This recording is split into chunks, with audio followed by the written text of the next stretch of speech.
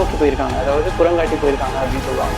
அப்படி புறங்காட்டி அரசனே ஓடினப்போ சின்ன சின்ன விஷயங்களுக்கெல்லாம் நம்ம வந்து நண்பர்களோட சண்டை போடுறோம், பேசாம இருக்கிறோம், அந்த ஈகோ இருக்குது.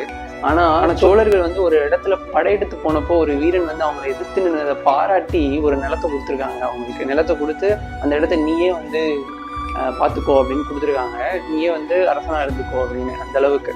ஸோ பொதுவாகவே ராஜராஜ சோழனுடைய படையை எல்லாமே லீட் பண்ணுறது வந்து ராஜேந்திர சோழன் தான். ஸோ அப்போ வந்து படையெடுத்து போன இடம் வந்து காவேரியோட ஸ்டார்டிங் பகுதி. ஸோ அந்த ஸ்டார்ட் ஆகுது இல்லையா காவேரி, அந்த குடகுமலைன்ற ஒரு பிளேஸில் படையெடுத்து போயிருக்காங்க. அங்கே இருந்த மரபினர்கள் வந்துட்டு ராஜேந்திர படையை வந்து சமாளிக்க முடியாமல் பின்னோக்கி போயிருக்காங்க, அதாவது புறங்காட்டி போயிருக்காங்க அப்படின்னு சொல்லுவாங்க. அப்படி புறங்காட்டி அரசனே ஓடினப்போ அங்கேருந்து ஒரு வீரன் மட்டும் ராஜேந்திர சோழன் படையை வந்துட்டு எதிர்த்து நின்றுருக்காரு.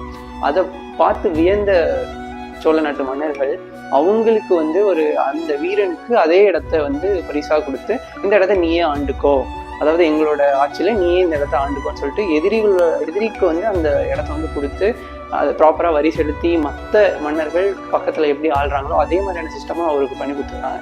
ஸோ இதெல்லாம் வந்து கேட்குறப்போ வந்து ரொம்ப ஆச்சரியமாக இருக்குது. எந்த அளவுக்கு வந்து தன்னுடைய எதிரிகளுமே அவங்க மதிக்கிறாங்க, அவங்க வீரத்தை பாராட்டுறாங்க அப்படின்றது ரொம்ப ஆச்சரியமாக இருந்தது எனக்கு கேள்விப்பட்டிருக்கப்போ.